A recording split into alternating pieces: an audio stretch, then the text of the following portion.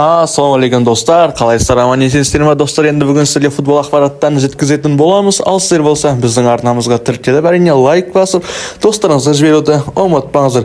Ал енді біз видеомызды бастайық. Жаңалығымызды Манчестер Юнайтед клубынан бастайтын болсақ, Манчестер Юнайтед клубы Ипсвичқа қарсы ойында керемет деңгей көрсетті, бір мінез көрсетті десек те болатын шығар.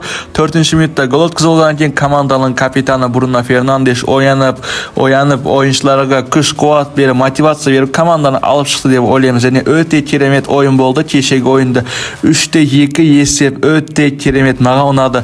Ал бұл ойында болса Каземиро өзін жақсы көрсете алған жоқ. Әдеттегідей Каземироны командадан қуып шығу керек па?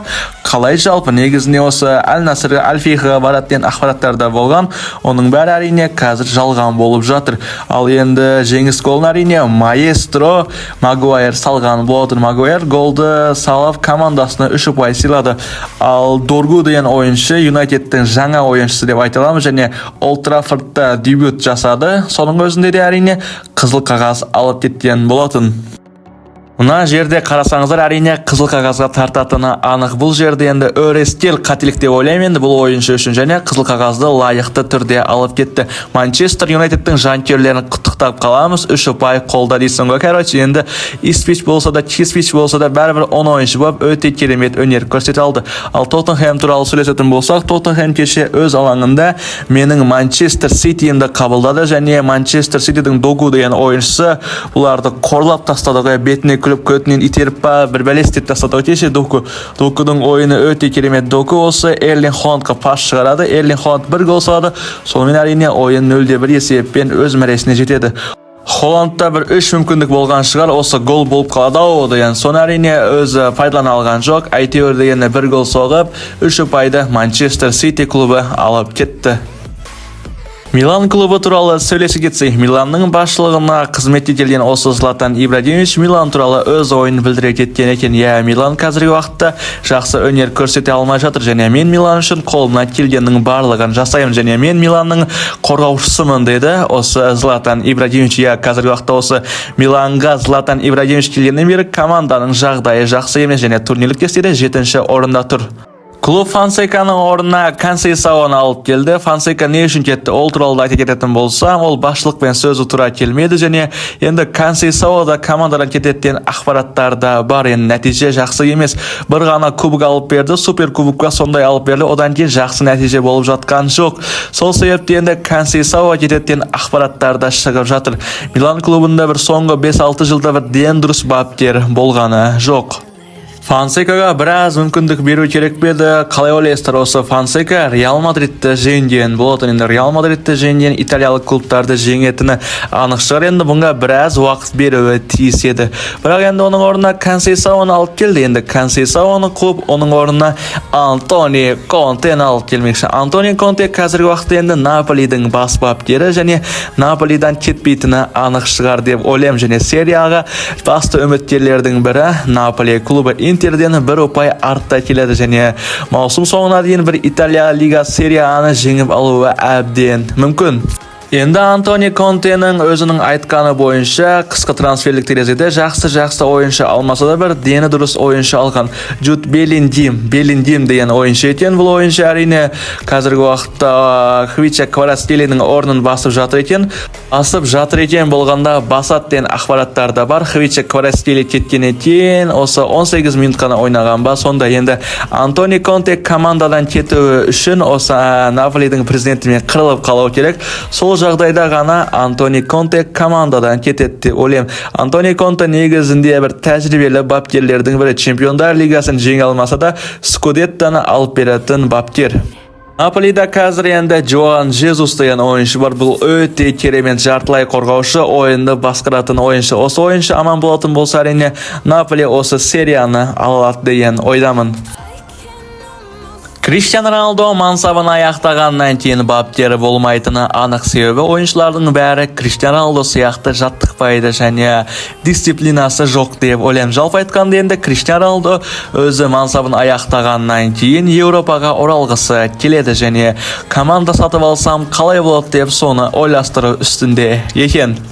Ya, endi Cristiano Ronaldo sonuncha 20 жылдан артык өтө керемет деңгей көрсөтүп келе жатыр. Endi сонун аркасында endi бапкер болуп коймайтын шығар. Endi бапкер болгондон кийин әрине сонунча стресс болотуну анык. Мыя шайкалат деп ойлойм. Endi Cristiano Ronaldo ондай нерсеге шыдамайт және Cristiano Ronaldo как патша сыяктуу өмүр сүргүсү келет және клуб сатып алууга тырышып жатыр. Әлемдин үздүк оюнчусу. Cristiano Ronaldo endi Европага оюнчу ретинде баргысы келмейди, endi башчы ретинде, патша ретинде баргысы келеді. Endi испаниялык басылымдарда және әлемнің түпкір-түпкірінен елдердің барлығы осы ақпараттарды шығарып жатыр. Endi TSR деген басылым ақпарат шығарды. Endi сіздер мен соны көре жатармын. Endi TSR ақпараттының айтуы бойынша Cristiano Ronaldo Valencia клубын сатып алат деген ақпараттарда бар. Endi бұған спонсор кім болады деп ойлайсыздар? Әрине Саудия лигасындағы таныстары.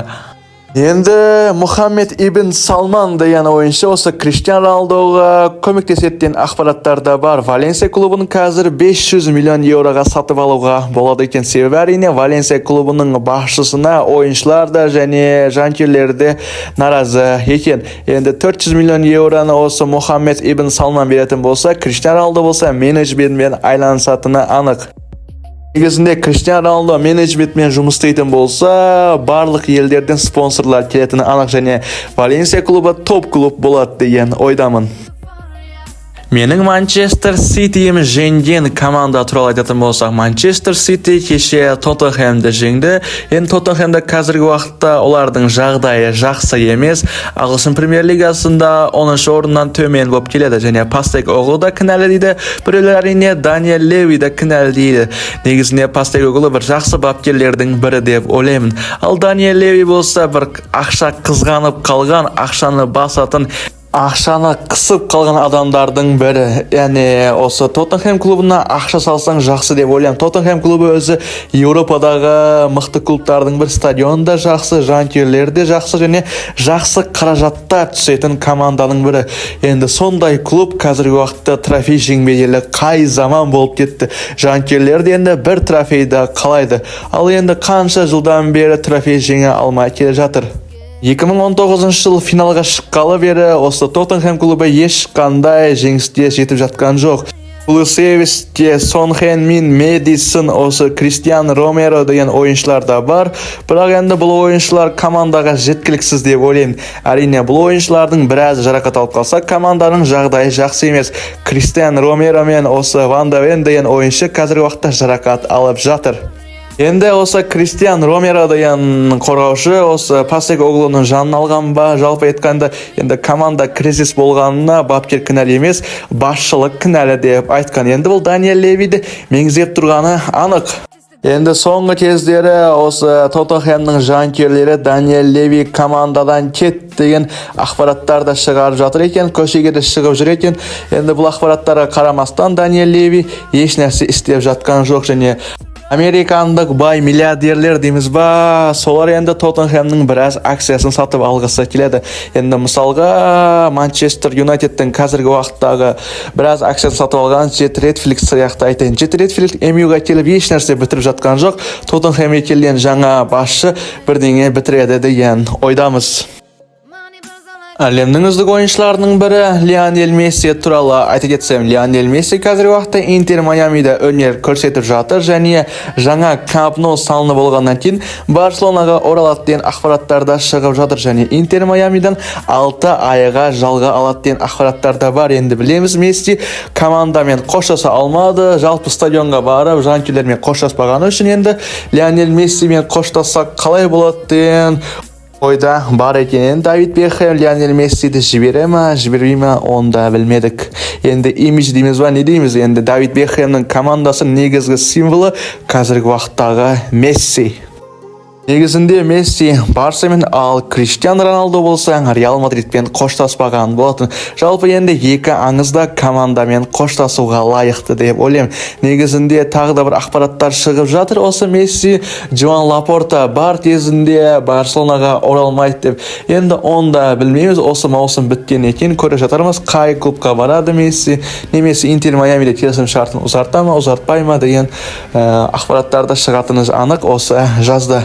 Ал достар, біздің жаңалығымыз осы. Енді арнамызға тіркеліп, лайк басып, әрине достарыңызға жіберуді ұмытпаңыздар. Достар, лайкты басып және колокольчикті басуды ұмытпаңыздар. Тіркелгеннен кейін әрине қоңырау түймешесін басуды ұмытпайық.